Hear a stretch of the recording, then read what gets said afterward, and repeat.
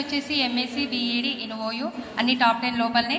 ఇంకా సెట్ కూడా state eligibility test అంటే డిగ్రీ లెక్చరర్కి qualification equals to IAS officer.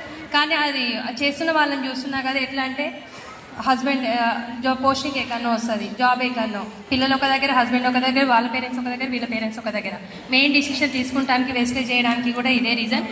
అన్నిటికంటే మంచి నేను ప్రెగ్నెంట్ ఉన్నప్పుడు కరోనా టైంలో వెస్టేజ్ ప్రొడక్ట్స్ వాడినా మంచిగా అనిపించినాయి.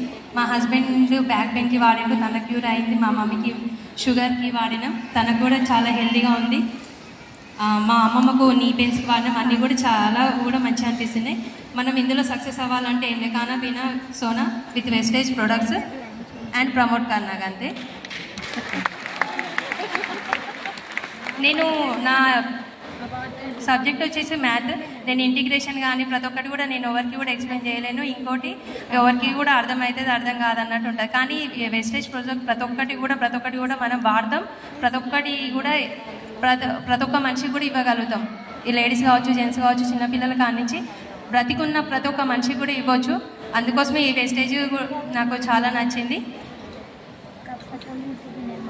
Thank you my parents, thank you my appliance, thank you managing director sir, thank you management.